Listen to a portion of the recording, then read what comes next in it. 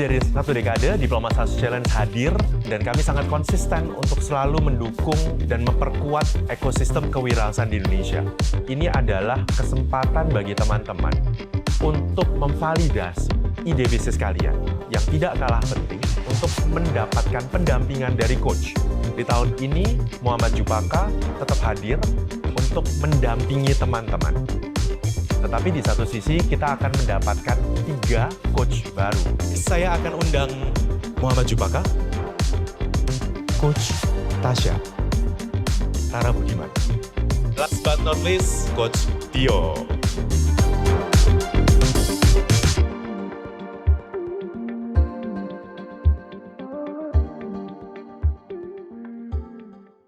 Selamat datang di Diploma 1 Challenge ke-12, Unlocking Opportunity.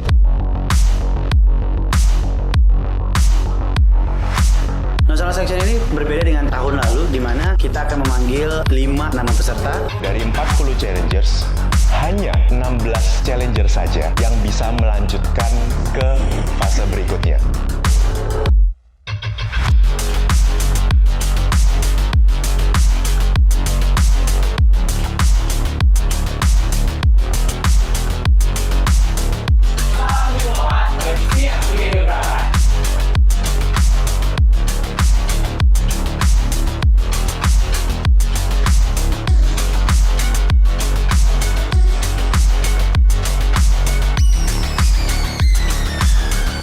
Selamat kepada para pemenang. Sampai jumpa di Diploma 1 Challenge tahun 2022.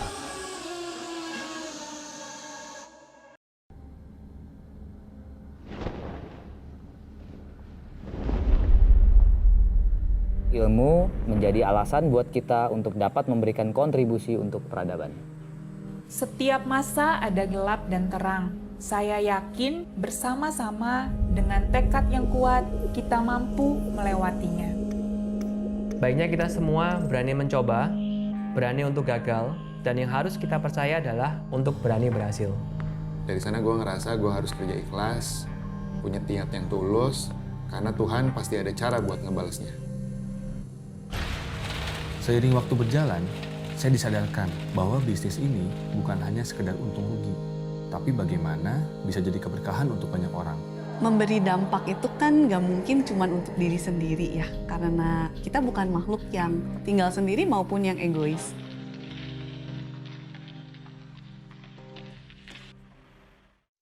Bikin gebrakan. Bismillahirrahmanirrahim. Assalamualaikum warahmatullahi wabarakatuh. Salam sejahtera untuk kita semua. Shalom, Om Swastiastu, Namo Buddhaya, salam kebajikan. Saya Ratna yang akan bersama kita pada siang hari ini. Sebelumnya saya ucapkan salam dan selamat datang kepada para narasumber kita dan seluruh peserta yang telah bergabung pada webinar kita siang hari ini dengan tema Strategi Menyusun Bisnis Plan yang Adaptif. Baiklah, untuk acara yang pertama, kita akan menyanyikan lagu Indonesia Raya.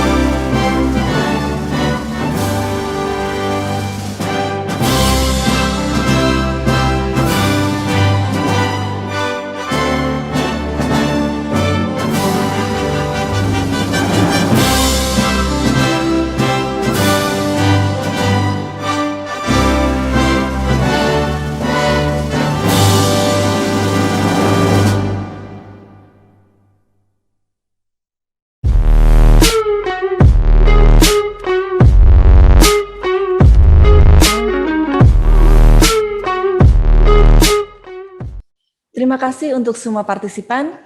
Sebelum kita lebih lanjut mulai acara ini, saya akan persilahkan kepada Bapak Kusbeni Abdullah selaku Ketua Gradasi Jawa Timur untuk memberikan sambutannya. Pada Pak Kusbeni Abdullah, kami persilahkan.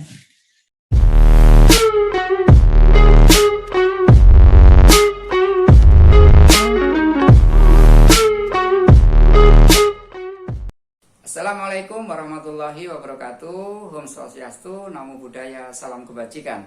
Selamat sejahtera untuk kita semua. Saya Kusbeni Abdullah, Ketua DPD Gradasi Jawa Timur, mengucapkan terima kasih kepada para narasumber, kepada Bapak Joko Sutrisno, guru saya di Gradasi, kepada Mbak Octavia dan juga Mas Edric. Harapan kami kolaborasi antara DSC Gradasi Jawa Timur dan Asosiasi UMKM Madiun ini dalam menyelenggarakan webinar Business Plan ini bermanfaat bagi teman-teman UMKM. Dan lebih dari itu harapan kami semoga teman-teman UMKM dalam mengikuti DSC ini ada yang meraih kejuaraan atau menjadi pemenang. Selamat mengikuti webinar hingga selesai dan saya ucapkan Assalamualaikum warahmatullahi wabarakatuh.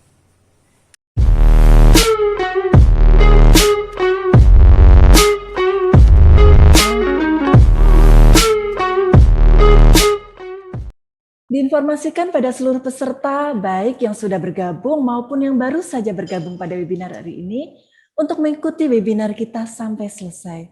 Karena apa? Karena nanti akan ada giveaway dan sesi tanya-jawab bersama dua narasumber kita yang luar biasa. Nah, bagi rekan-rekan yang ingin berinteraksi, bertanya, dan direspon langsung oleh kedua narasumber, dipersilakan untuk berinteraksi di room Q&A.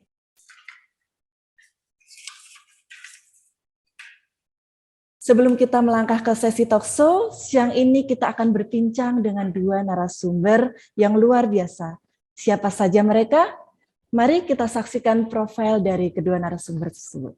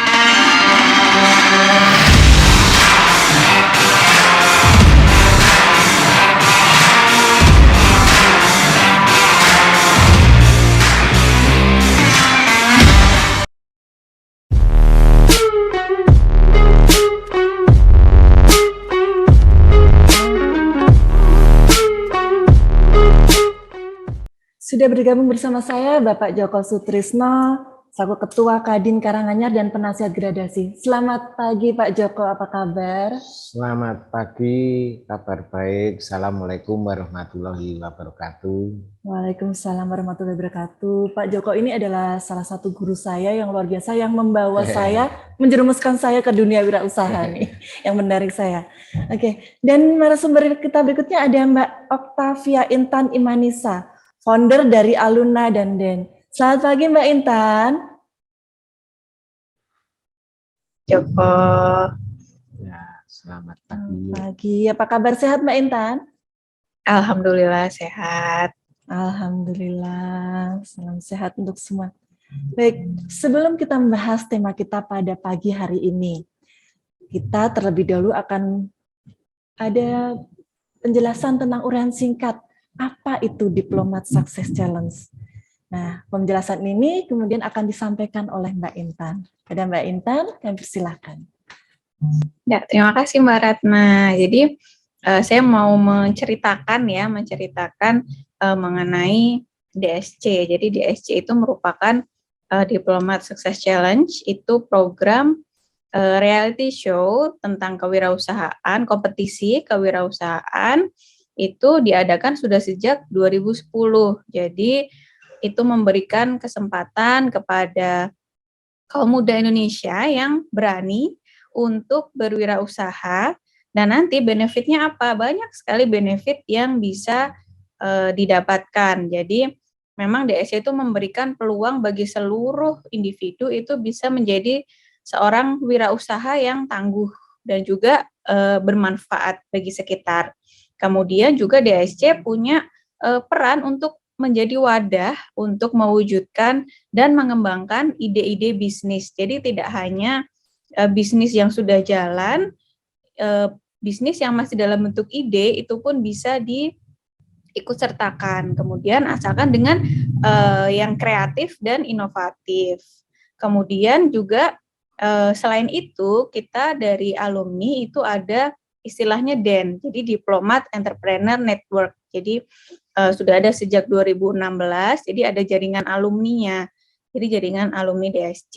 Kemudian yang terpenting nanti ada hadiahnya yaitu hibah. Jadi bukan pinjaman tapi dana hibah dari yang awalnya 500 juta sampai sekarang sudah 2 miliar. Jadi 2 miliar dana hibah untuk modal usaha. Kemudian bahkan untuk antusiasmenya dari para kreatif muda Indonesia itu cukup luar biasa. Di tahun ini tahun lalu hampir 18.000 pendaftar untuk yang sudah masuk. Kemudian DSC juga berkolaborasi dengan ada Coworking Indonesia, ada Marketplace Institute, kemudian ada UKM Indonesia, ada Top Karir, kemudian juga kolaborasi dengan 65 kampus dan 20 inkubator. Jadi saya, Octavia Intan Imanisa, merupakan DEN 2020, waktu itu dengan coachnya Bapak Handoko, merupakan CEO dari M-Block dan Filosofi Kopi. Dari DSC saya dapat banyak sekali pelajaran yang tidak saya dapatkan di luar sana. Kemudian selain pelajaran saya juga dapat pengalaman yang luar biasa. Selain itu juga networkingnya sangat berperan.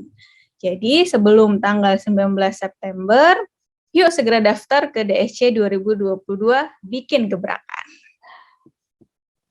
Terima kasih Mbak Intan, luar biasa sekali. Berarti Mbak Intan adalah salah satu pemenang ya dari DSC sebelumnya. Sekali lagi saya informasikan pada para peserta yang telah bergabung maupun yang baru saja bergabung dalam webinar ini untuk senantiasa menyimak webinar ini sampai selesai. Karena apa? Karena nanti akan ada giveaway yang kita berikan kepada para peserta yang beruntung. Nah, selain itu, selain giveaway di akhir sesi, kita juga akan berikan kesempatan untuk tanya jawab terhadap kedua narasumber yang luar biasa.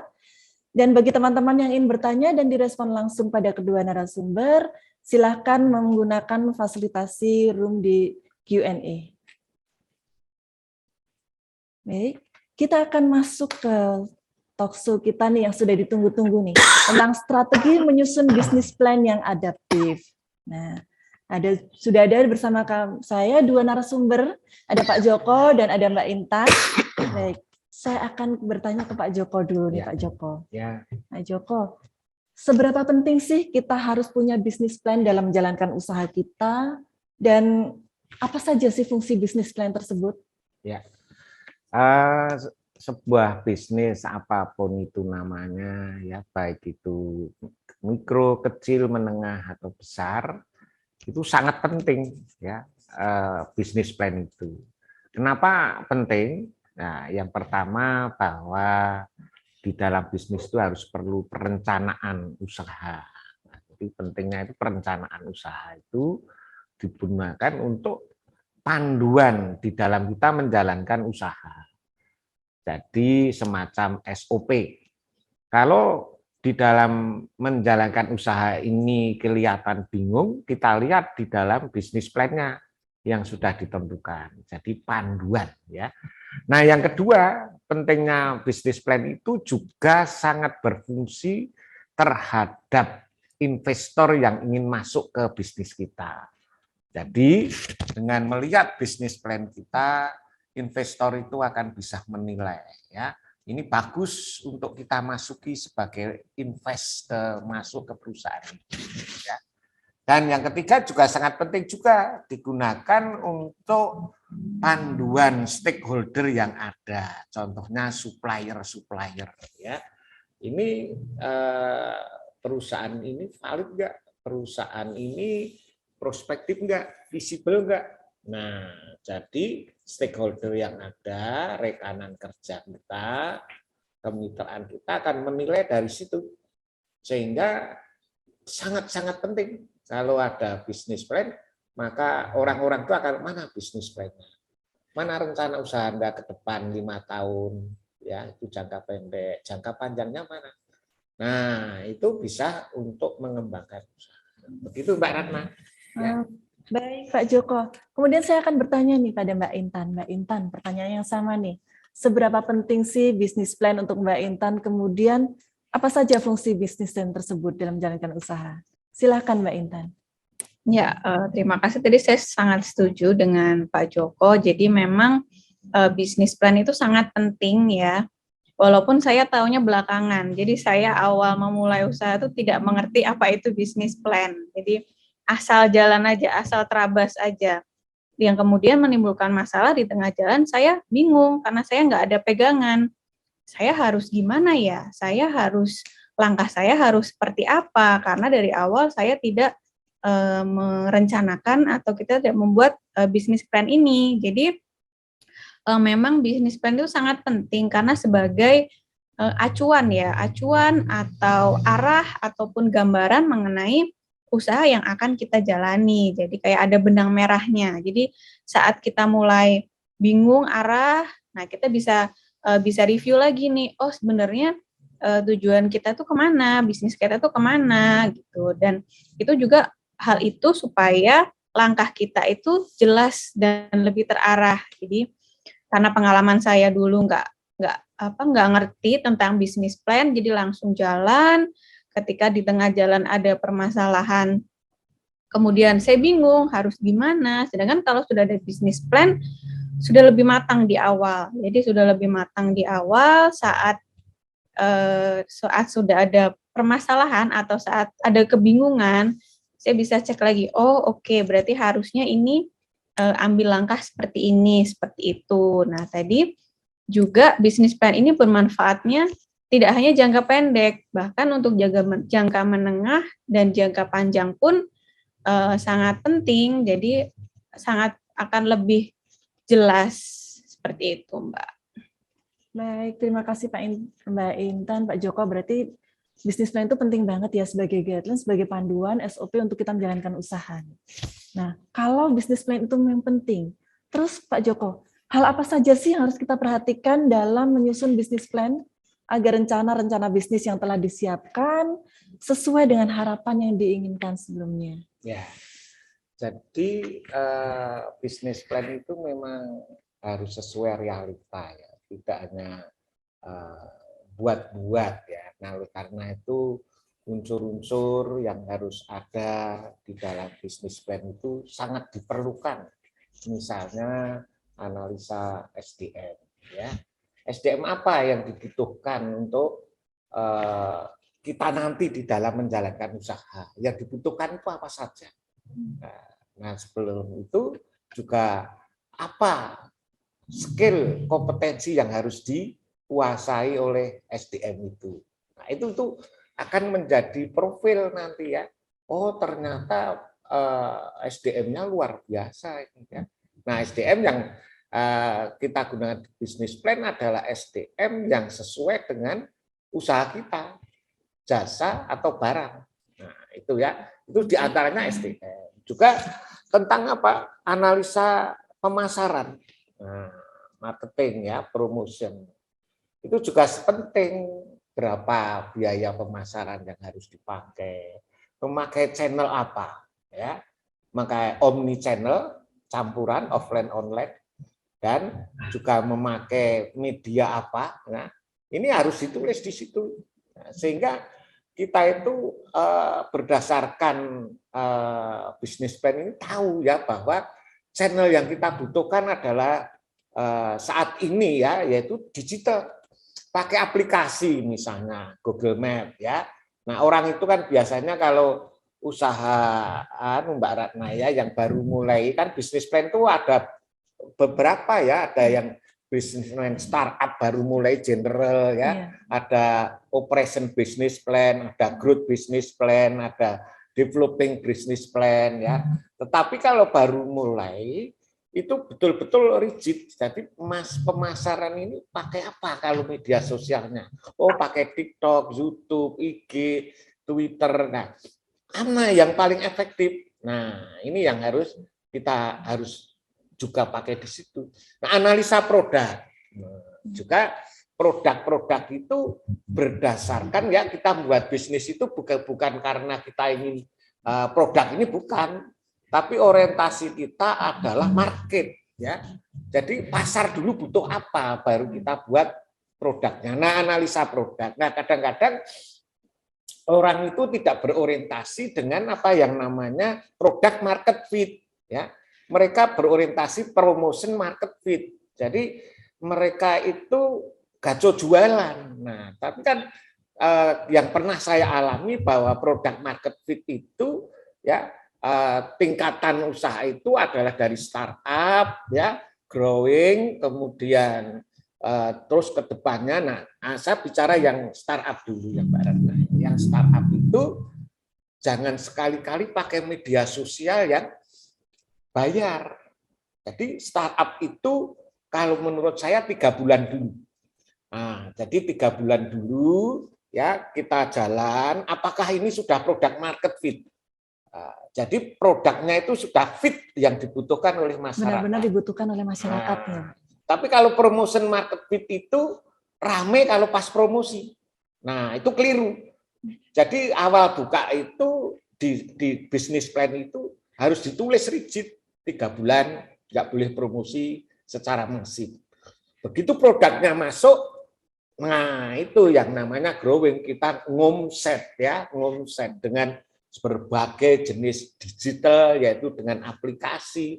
Kalau saya pakai aplikasi Grab itu pakai Quote Ultimate ya, kemudian bisa kita pakai juga yang lainnya Auto Prospect ya. Nah, itu kan digital semua, kemudian pakai semua media sosial.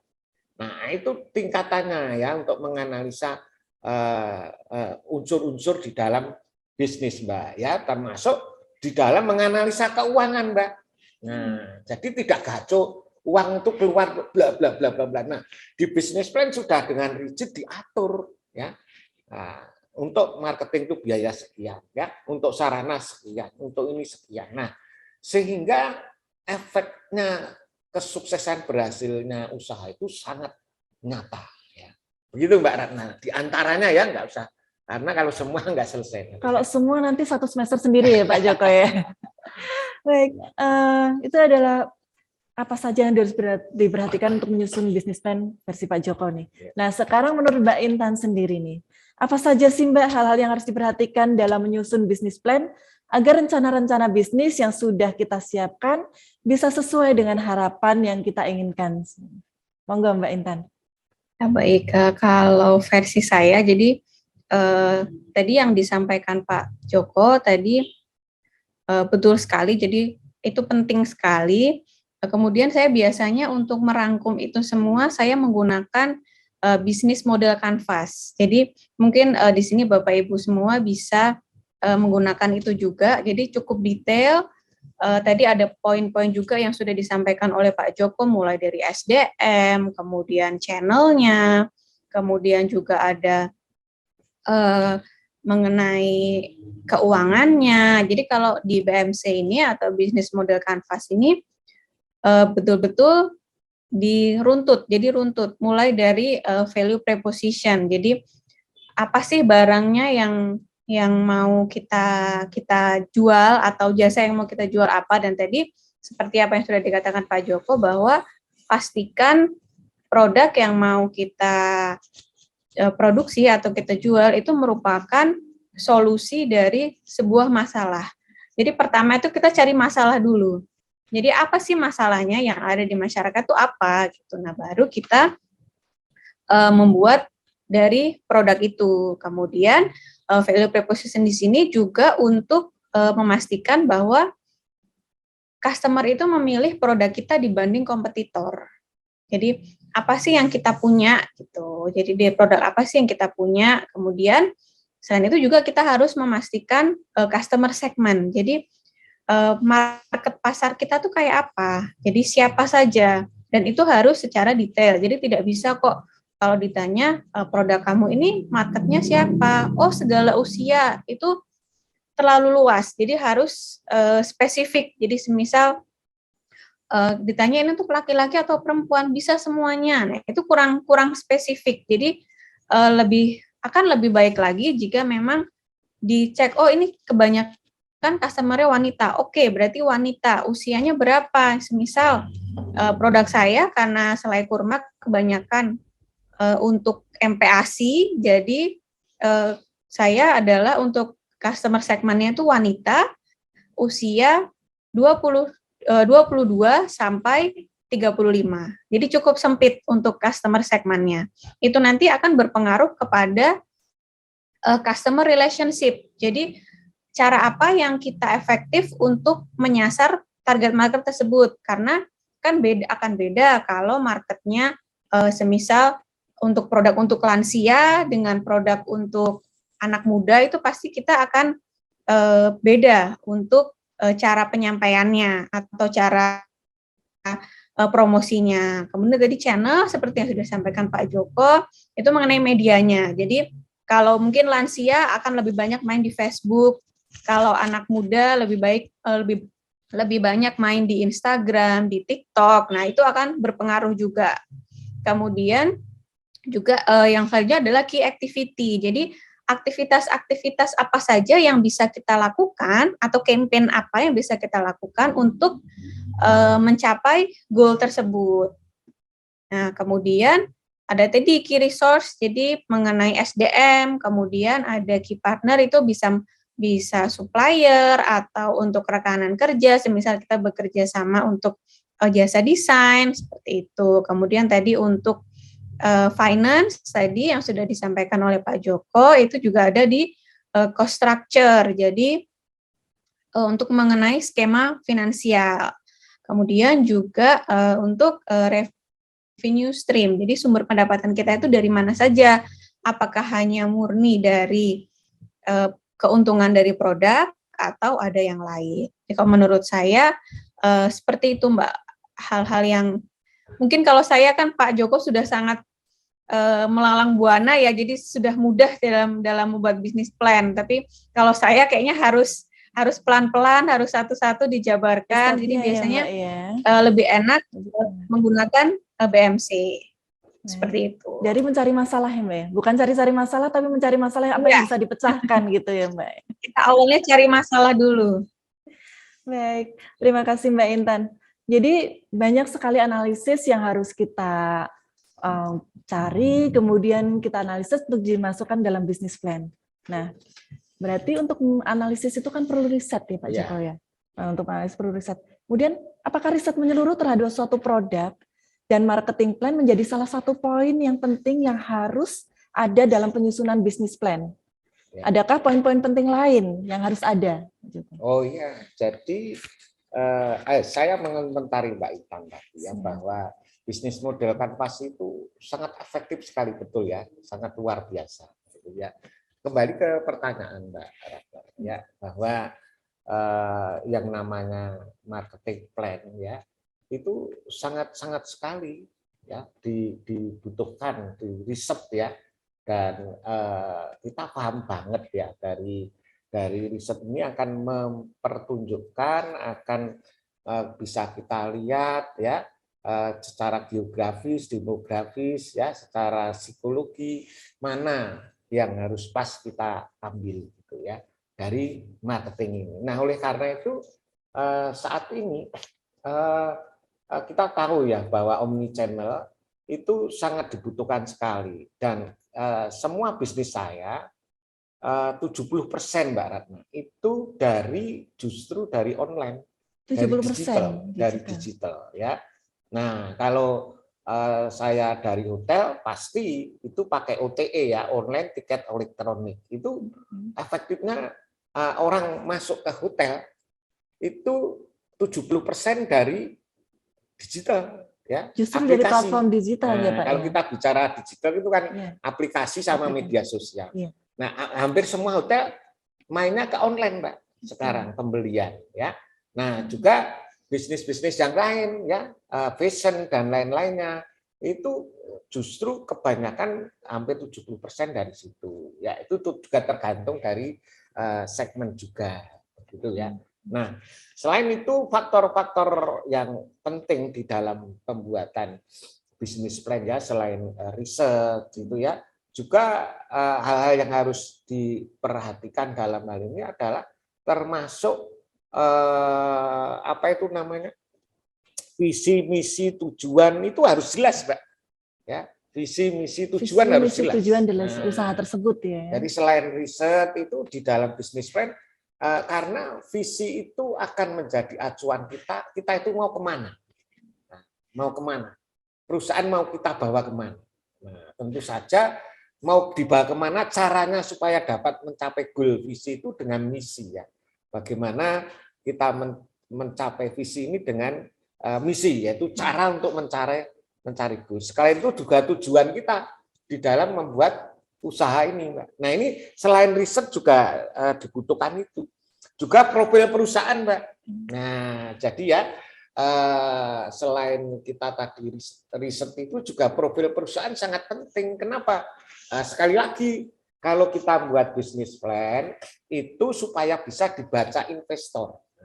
Saya kan sering buat bisnis plan tapi khusus untuk investor. Nah, supaya investor tertarik itu diantaranya profil perusahaan itu ya legalitas ya, kemudian laporan keuangan setahun sebelumnya. Ini kalau kita bukan startup ya. Nah, ini sangat penting, Mbak, untuk profil-profil semacam itu, dengan siapa yang ada di dalamnya ya, bagaimana menjalankannya. Nah, ini akan sangat dibutuhkan oleh para investor kalau sudah jalan. Kecuali kalau startup itu juga tidak rigid ya. Nah, kemudian catatan keuangan, Mbak. Nah, jadi tetap kembali ke catatan keuangan ya. Ya, keuangan itu sangat penting juga bagi kita. Jangan sampai yang namanya bisnis plan di keuangan meleset gitu ya, meleset. Jadi orang-orang itu kalau saya membuat bisnis plan ya, yang dibaca investor pertama apa? Terakhir saldonya, Mbak. Nah, jadi kita akan laporan keuangan, estimasi keuangan ya, kalau kita laporan keuangan sebelumnya, bla bla bla bla bla bla bla, terakhir proyeksi untuk ya, proyeksinya, ekspektasinya. Nanti seperti ini. Nah, investor yang baca biasanya saldonya, nah, sekian ya, ROI-nya, ya ROI yang juga dibaca.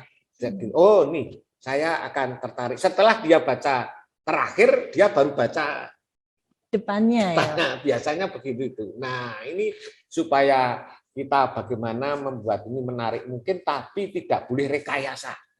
Nah, kalau rekayasa nanti akan bumerang, ya, branding perusahaan kita akan jatuh.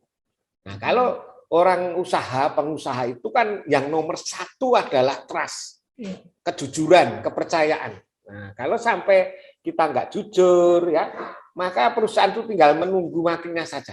Ya, kita itu sebagai pengusaha juga dijaga personal branding, ya, jangan sampai kita itu jatuh kepercayaan kita di mata publik, ya, sehingga kita akan terpuruk nanti di dalam menjalankan usaha itu, Mbak. Nah, itu diantaranya, Mbak, juga strategi pengembangan lainnya, Mbak, itu disampaikan juga perencanaan di situ. Nah, sehingga kita akan punya betul petunjuk bahwa bisnis plan ini nanti kita akan seperti ini, gitu. Begitu, Mbak Ratna, ya. Baik, terima kasih Pak Joko. Berarti tidak hanya tadi riset-riset analisis tadi, juga profil perusahaan, Ya. catatan-catatan visi misi dan sebagainya, kemudian strateginya juga Ya, ya. betul, Jadi kita harus strategi. tahu ke depannya kita punya strategi apa untuk pengembangan usaha kita. Ya, gitu. betul, Pak.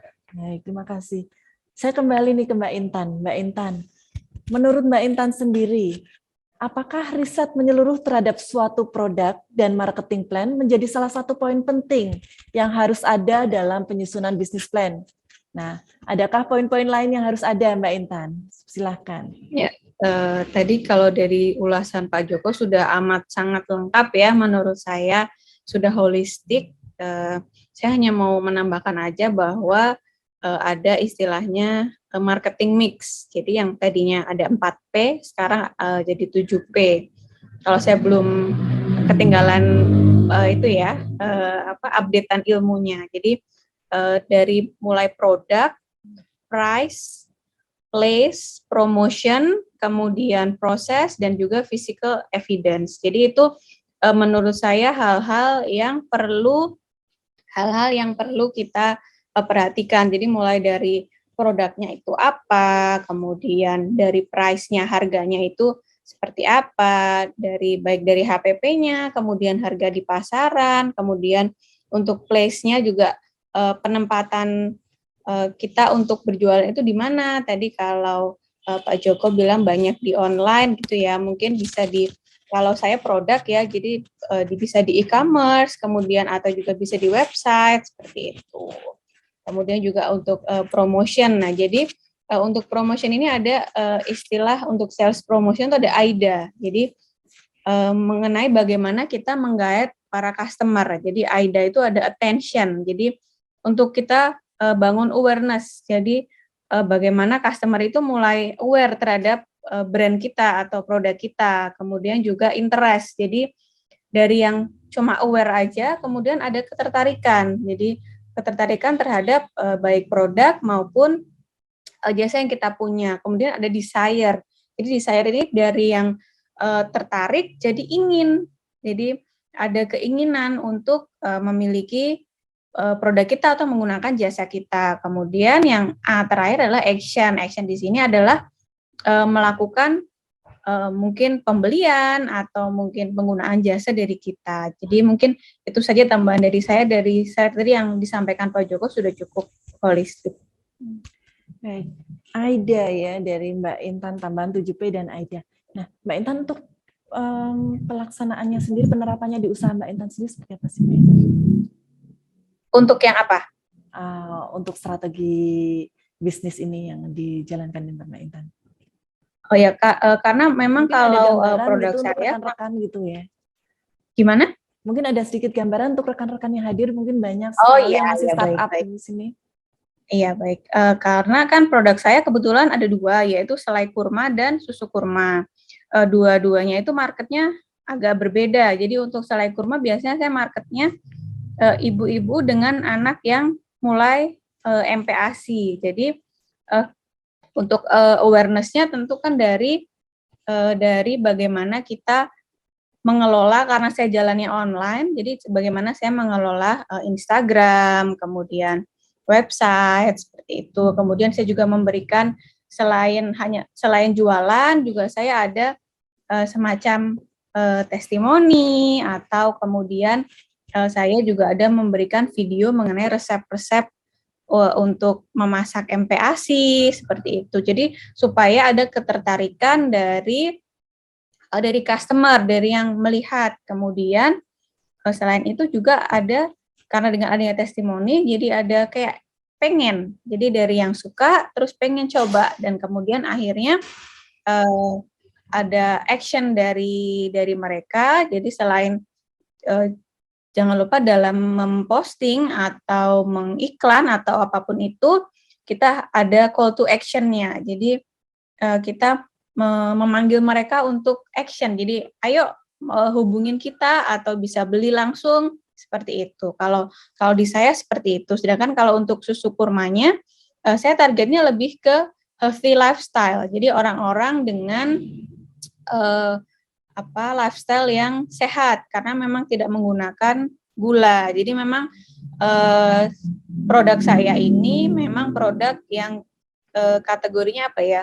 makanan sehat ya, karena tidak mengandung gula. Jadi murni kami ambil manis dari kurmanya. Jadi untuk targetnya pun lebih spesifik ya, tidak terlalu umum seperti itu. Mungkin seperti itu Mbak Ratna. Baik, terima kasih Mbak Intan. Nah, tadi kita sudah bikin nih bisnis plan ya Pak ya. Yeah. Sudah bikin riset, kemudian buat bisnis plan, visi misi perusahaan, kemudian profil dan sebagainya. Nah, bagaimana kalau ketika rencana bisnis telah disusun dengan baik, tapi keadaan internal ataupun eksternal sendiri tidak sesuai dengan hal yang diinginkan, tidak sesuai dengan harapan, apa yang harus dilakukan Pak? Apakah kita akan menyesuaikan dengan kondisi yang ada, yang berjalan, apa kita harus tetap sesuai dengan bisnis plan yang sudah ditetapkan? Ya, terima kasih ya.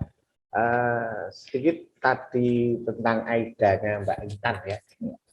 Itu sangat bagus sekali dengan baca bukunya Hermawan Kertajaya, Marketing 4.0 dengan AIDA-nya yang kita sebut dengan Customer Facts ya. Itu luar biasa. Nanti peserta Zoom ini bisa lihat di Marketing 4.0, bagus banget untuk diterapkan di bisnis reseller dan lain-lainnya ya. Nah, berkenaan dengan bisnis plan itu sama dengan SOP, Mbak. Ya. Jadi kalau ada situasi internal eksternal yang mempengaruhi, kita harus fleksibel, Mbak. Jadi nggak harus strike ikut bisnis plan gitu ya. Kita jatuh ke jurang kalau strike. Gitu. Nah, contohnya ya, bisnis plan kita susun sebelum pandemi, Mbak. Ya. Wah, pandemi terjadi perubahan yang luar biasa. Nah, kita harus menyesuaikan, Mbak. Channel-channel harus kita sesuaikan, ya. Anggaran kita sesuaikan, SDM kita sesuaikan, begitu ya. Jadi sama dengan SOP. SOP itu tidak boleh straight, itu dilihat juga perkembangan teknologi, ya. Perkembangan tentang ilmu baru, tentang SOP juga. Jadi setiap saat SOP atau bisnis plan itu menyesuaikan demi keberhasilan dari bisnis ya. Nah, kalau bisnis plan-nya nih misalnya ya kita terapkan sebelum pandemi itu, dengan pandemi di musim pandemi hancur kita Mbak ya. Anggarannya kemarin terlalu besar, sementara kue yang mau kita raih kecil ya. Nah, terus kemudian channel dulu harus offline semua, padahal pandemi itu nggak boleh offline. Tidak boleh ketemu tatap muka ya Pak. Nah, semua harus menyesuaikan Pak. Tidak boleh yang namanya bisnis plan itu harus kenceng seperti ini. Kita lihat faktor ekstern intern yang mempengaruhi ya, yang mempengaruhi. Bila di situ akan sangat berpengaruh dan efeknya akan berdampak terhadap kerugian, ya kita harus merubah Mbak. Nah, setting ulang ya. Tidak semua Mbak, faktor-faktor yang hanya terpengaruh oleh ekstern dan internnya ya. Nah, itu bisa seperti itu Mbak Ratna. Jadi fleksibel sepanjang itu yang kita lakukan tetap untuk perbaikan. Untuk kemajuan perusahaan ya Pak ya. Ya. Bukan fleksibel itu terus semau gue nggak ada pengaruh ekstern dirubah, itu nggak boleh. Jadi nggak kok bisnis itu sudah dibuat terus ini bisa fleksibel, saya jalan aja semuanya. Nggak seperti itu ya Pak ya, tapi disesuaikan dengan situasi dan kondisi. Baik, saya kembali ke Mbak Intan nih, Mbak Intan, menurut Mbak Intan nih, ketika rencana bisnis Mbak Intan kemudian yang sudah disusun, bisnis plan-nya ternyata keadaan eksternal dan internalnya tidak sesuai dengan yang diinginkan, apa yang Mbak Intan lakukan? Apa sih yang harus kita lakukan? Apakah kita harus strike mengikuti bisnis plan tersebut, atau kita harus fleksibel juga nih, harus melihat kondisinya? Silakan Mbak Intan. Jadi kalau memang plan yang sudah kita susun tidak sesuai, jawabannya hanya satu, adaptasi. Jadi kita harus menjadi orang yang adaptif. Jadi situasi, karena kita tidak bisa mengkontrol hal-hal yang di luar kita. Jadi seperti itu merupakan menurut saya hal yang di luar kita. Jadi kita tidak bisa mengkontrolnya, kemudian yang harus kita lakukan adalah adaptasi. Jadi contoh realnya tadi betul seperti yang disampaikan Pak Joko saat pandemi itu betul-betul real sekali. Contohnya, jadi saat warung-warung tadinya dine-in, tadinya makan di tempat, kemudian berubah semua. Kita kalau nggak adaptasi nggak bisa, kalau nggak adaptif nggak bisa. Jadi kemudian muncul online jadi ramai, kemudian bahkan banyak yang berubah menjadi frozen food supaya bisa dikirim ke luar kota. Jadi hal-hal seperti itu yang memang perlu kita punya sebagai orang yang berwirausaha, yaitu adaptif. Jadi situasinya seperti apa, kita harus menyesuaikan. Seperti itu, Mbak. Jadi kita harus adaptif, disesuaikan dengan situasi dan kondisi yang terjadi di sekitar kita ya Mbak Intan. Terima kasih. Baik Pak Joko lagi nih, saya kembali ke Pak Joko. Kalau dulu kita sering ya Pak, usaha itu banyak persaingan ya Pak ya. Kita punya banyak saingan, ada kompetisi yang banyak terjadi di situ. Kita selalu mengagung-agungkan kompetisi. Bagaimana kita bisa lebih bagus, lebih hebat dari kompetitor kita. Nah, tapi sekarang banyak digaungkan untuk eranya kolaborasi. Ya, Pak. Kemudian sebagai pelaku usaha, apa sih pentingnya kolaborasi dan kompetisi itu sendiri dalam mengembangkan usaha kita di era seperti ini, Pak Joko? Ya, jadi begini, pengusaha atau usaha itu kalau nggak ada kompetisi bakalan terpuruk. Ya. Karena dengan kompetisi itu akan memunculkan ide-ide baru. Ya, karena selalu kita harus punya ide baru. Bisnis itu intinya adalah saingan kreativitas. Siapa yang kreatif, dia yang menang. Nah, oleh karena itu kompetisi itu perlu, bahkan di dalam ilmu scale up, ya, menambah skala dari mikro ke kecil, kecil ke menengah, menengah ke besar, ya, dari omset 100 juta ke 200 juta. Itu ada step untuk meningkatkan omset itu, dengan step-stepnya adalah audit kompetitor. Nah, jadi ada audit market, audit kompetitor, audit current business. Nah, yang audit kompetitor itu wajib, Mbak. Nah, audit kompetitor itu wajib. Jadi kompetisi itu harus kita awasi terus, Mbak. Bahkan kalau di dunia bisnis internasional, dia punya aplikasi. Dia mau mengeluarkan produk apa ya? Nah, McDonald's sama KFC itu saling ngawasi, Mbak. Dia punya aplikasi. Oh, dia nanti akan keluar produk ini. McDonald's dahului dulu. Nah, semacam itu, sehingga kompetisi itu perlu adanya karena untuk memacu kreativitas dari usaha itu, dan akhirnya usaha itu akan menjadi luar biasa, ya. Jadi perlu audit kompetitor itu kan harus diaudit yang terdekat, terbaru, terbesar, terunik. Nah, itu diamati semua. Kita masuk ke dalamnya dengan secara tidak diketahui, baik pakai aplikasi maupun offline, Mbak. Jadi itu harus diwajib itu di dalam bisnis, ya. Nah, ini ya. Jadi perlu adanya kompetisi, kenapa? Untuk memacu kita berkreasi dan untuk meningkatkan omset tentu, ya. Nah, terus yang kedua apa tadi, Pak? Kolaborasi, Pak. Kalau kolaborasi itu saat ini zamannya kolaborasi, yeah. Kan? Tidak bisa kita berdiri sendiri, ya. Yeah. Nah, jadi kita semua apa, misalnya kita punya modal tapi nggak punya tanah, ya, punya aset, kita pakai, ya. Kita punya modal nggak punya skill, nah yang skill kita pakai, gitu ya. Nah, jadi kolaborasi saat ini sangat-sangat dibutuhkan di dalam bisnis, Mbak, ya. Bahkan kita berkolaborasi dengan banyak orang, Mbak. Kalau itu retail, ya, bisa reseller, bisa dropshipper, ya, itu kolaborasi, Mbak. Ya, jadi kita harus memperbanyak, dan banyak ada teori dan ilmu untuk memperbanyak reseller, dropshipper, itu sangat dibutuhkan. Jadi kalau kita itu tidak berkolaborasi dengan mereka, kita tidak bisa maju pesat, ya. Nah, jadi kan dropshipper itu dia nggak punya modal, Mbak. Yeah. Dia nggak punya uang, nggak punya apa-apa, tapi hanya kepercayaan. Nah, itu ya, termasuk reseller. Nah, makanya bagaimana ngopeni reseller, ya, bagaimana meningkatkan reseller itu ya harus luar biasa. Inilah yang disebut kolaborasi, Mbak. Jadi tidak bisa kita sendiri. Kue itu harus dibagi-bagi. Nah, tapi kita nyarinya adalah faktor kali. Begitu, Mbak Ratna, ya. Jadi kompetisi itu tetap kita jalankan, cuma tetap kita berkolaborasi dengan semua stakeholder yang ada.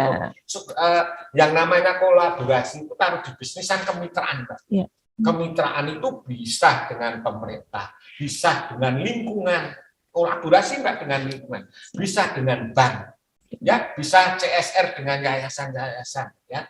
bisa juga dengan reseller-reseller. Jadi kolaborasi kita itu tidak hanya satu sisi, tapi semua sisi kita ajak kolaborasi untuk meningkatkan bisnis kita. Gitu, Mbak. Baik, terima kasih Pak Joko. Saya kembali ke Mbak Intan.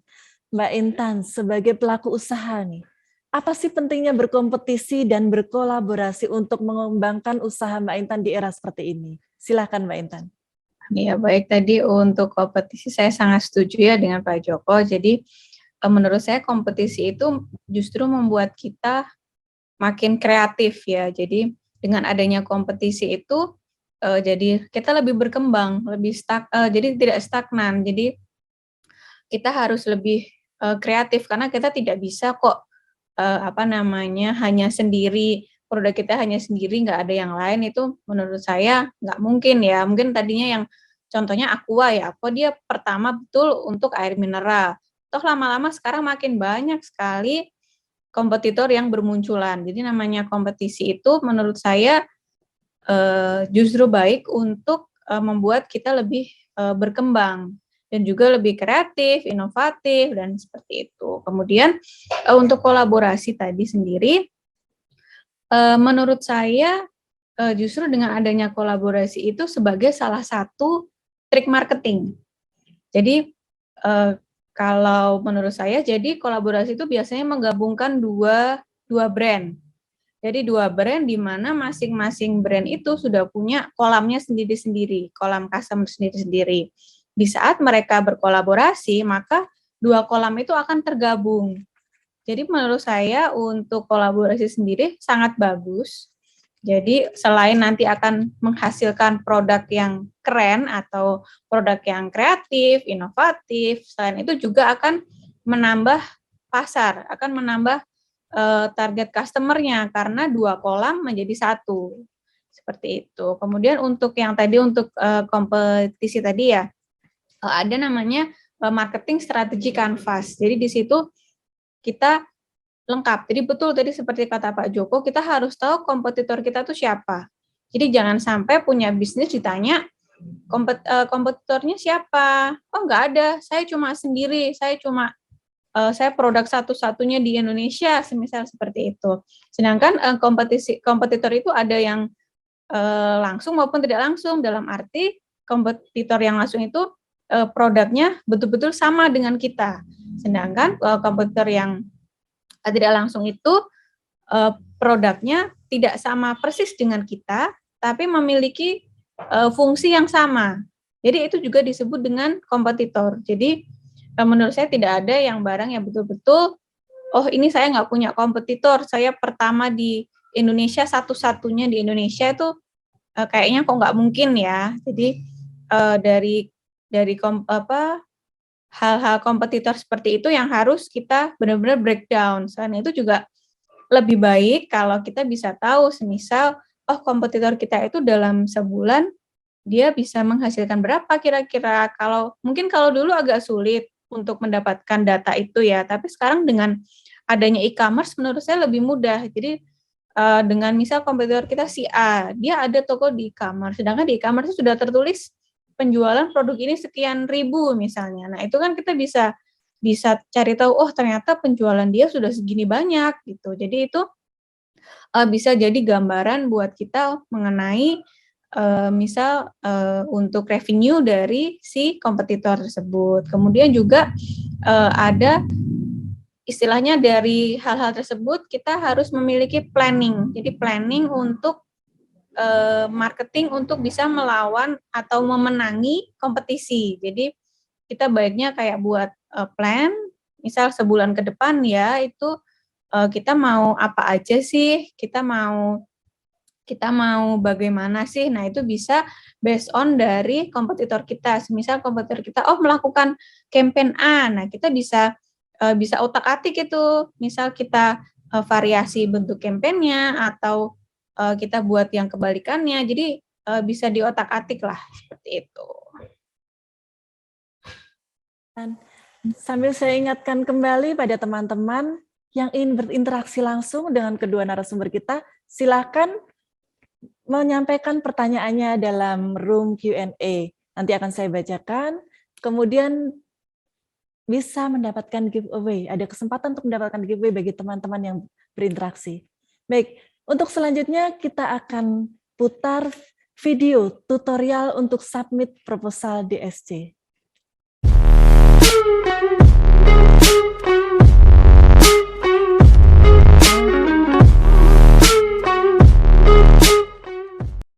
Hai Challengers, ini adalah cara submit proposal kamu ke Diplomat Success Challenge 2022.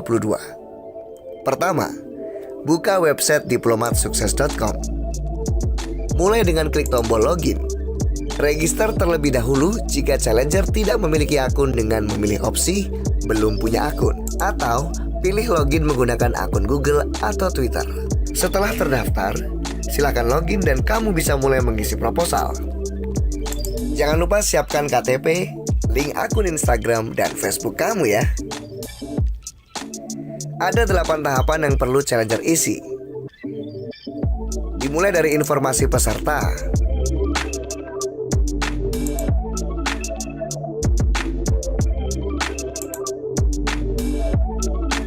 perhatikan cara penulisan link Facebook dan Instagram kamu.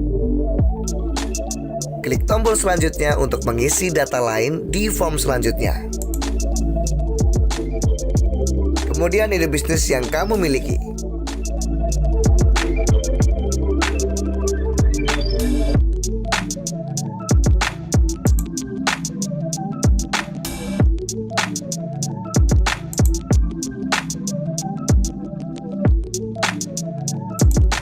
Karakter bisnis kamu.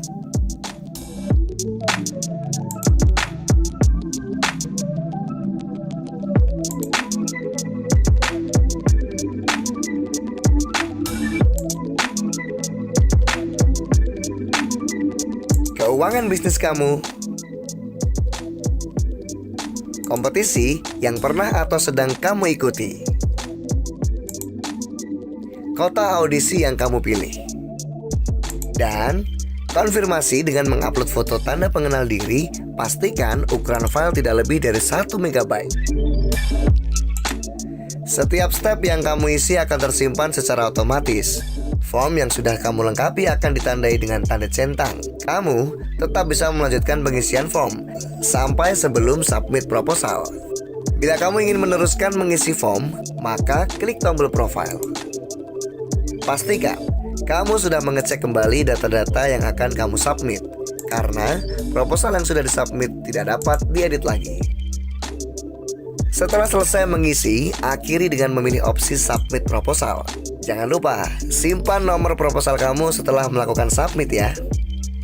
Cek email untuk konfirmasi proposal kamu. Jangan lupa cek spam apabila tidak ada di email utama. Untuk pertanyaan seputar program dan kepesertaan, bisa dilihat di halaman Frequently Asked Question dengan memilih menu DSC 2022. Untuk info terbaru, follow Facebook, Instagram, Twitter, dan YouTube @diplomatsukses. Semoga proposal kamu yang terpilih.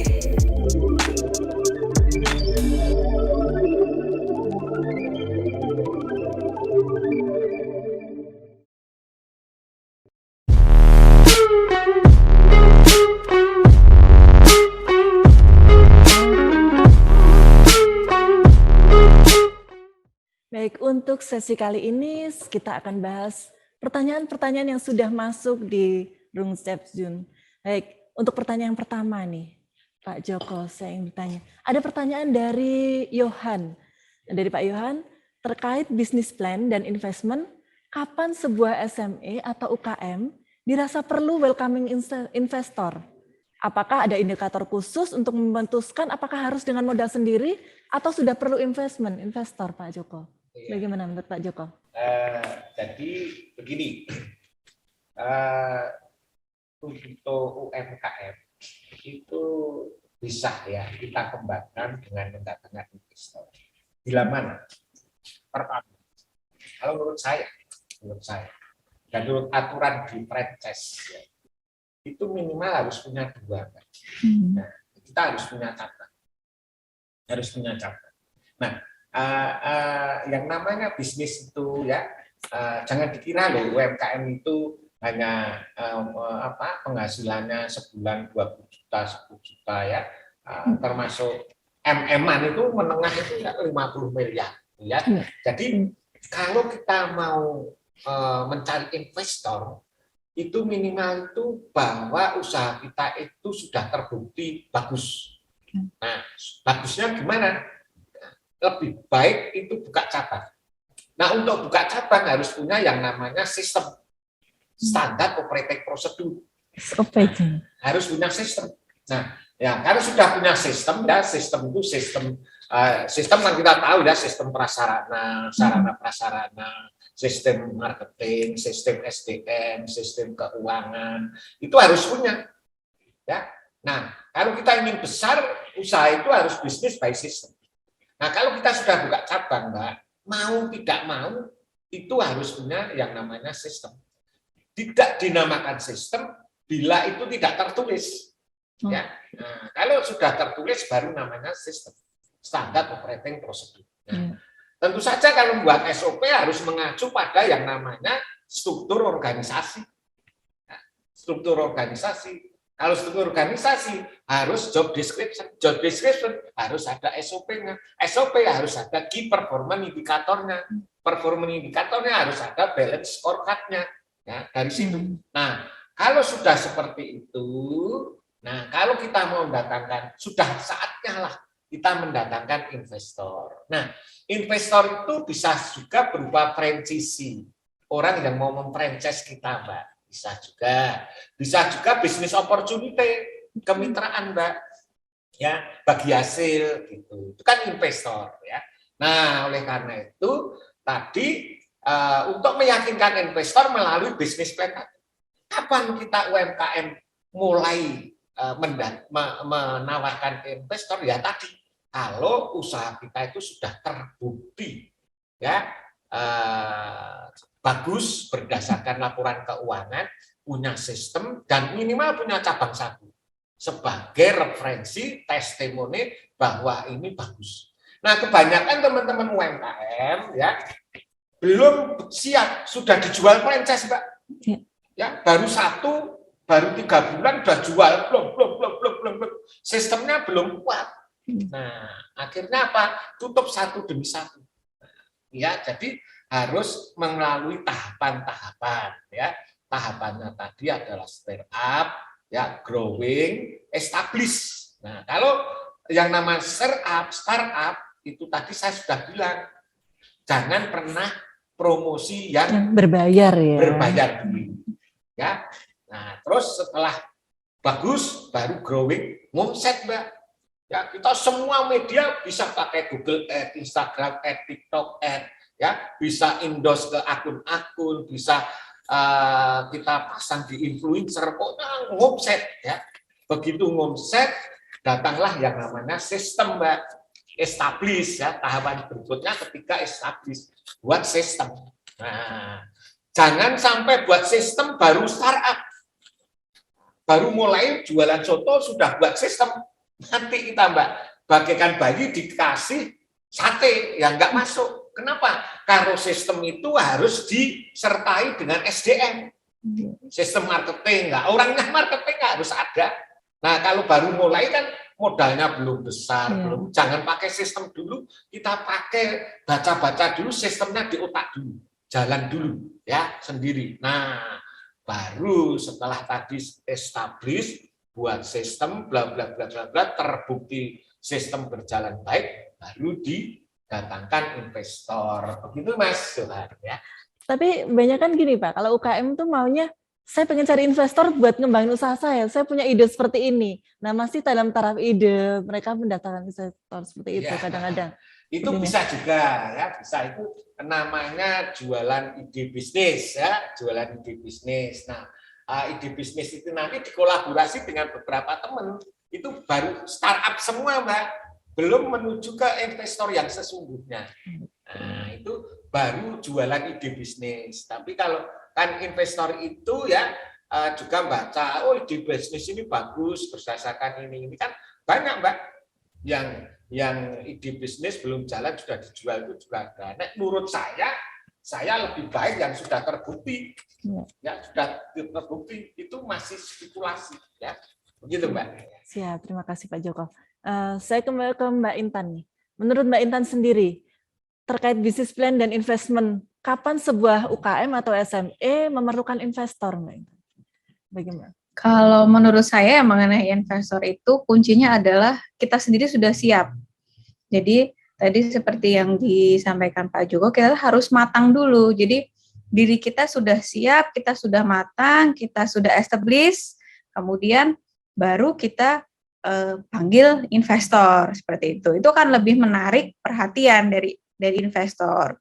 Kemudian investor sendiri kan ada dua, investor aktif dan pasif. Sedangkan investor yang pasif itu ya sudah saya kasih sekian, silahkan berkembang sendiri. Saya nanti misalnya mungkin ada saham sekian persen dari perusahaan kita atau sejenisnya. Kemudian ada juga yang investor aktif. Jadi dia juga ikut andil dalam usaha tersebut. Jadi dia juga mengeluarkan idenya, dia mengeluarkan oh ini kayaknya oke-nya gini. Nah, itu kita siap tidak dengan yang tadinya. Hanya kan antara satu otak dengan beberapa otak itu pasti akan berbeda ya. Kemungkinan akan memunculkan crash-nya ada, kemungkinan akan memunculkan ide baru juga ada. Nah, itu kita siap nggak dengan itu? Jadi seperti itu. Jadi menurut saya investor itu kita akan butuh investor saat kita sudah siap. Jadi baik dari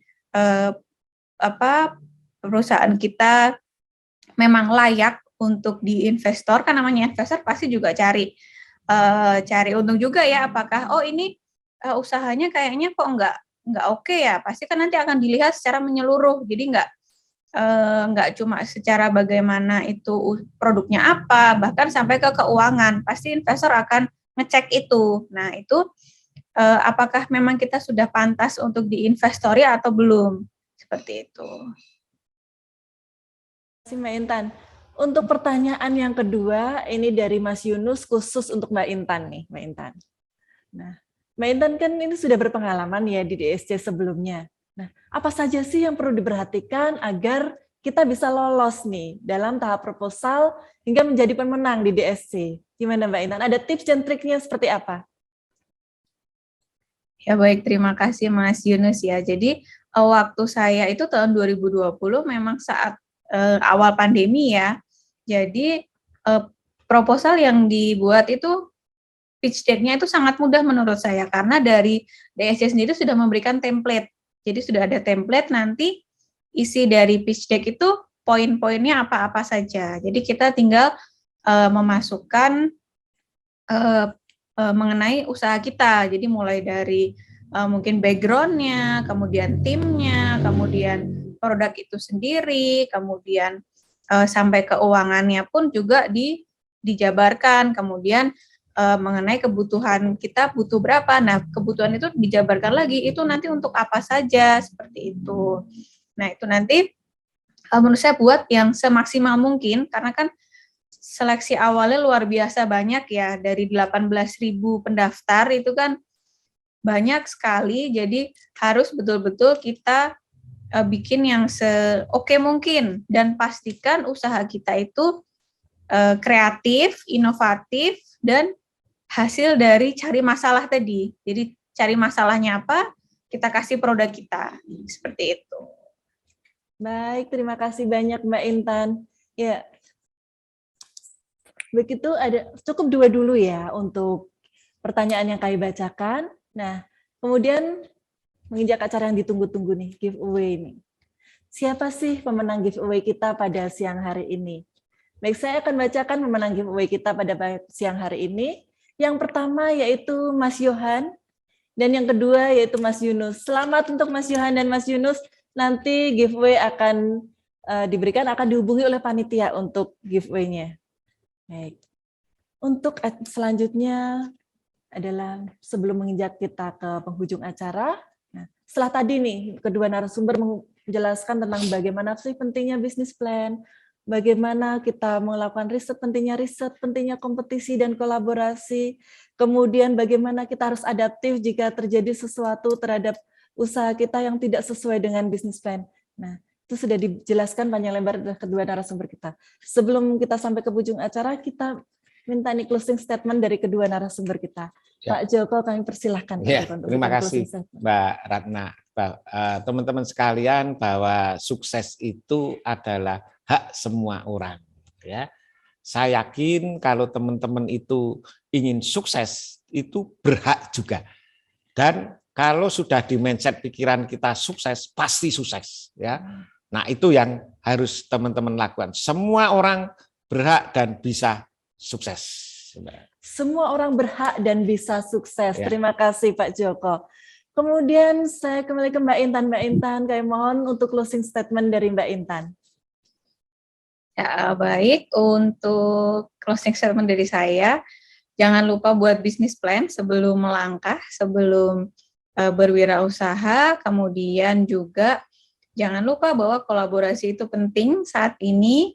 Jadi kita harus bisa kolaborasi, nggak harus dengan sejenis, bisa dengan produk yang berlawanan pun saat ini sudah banyak dilakukan kolaborasi. Jadi saat ini memang yang sedang naik daun itu adalah kolaborasi.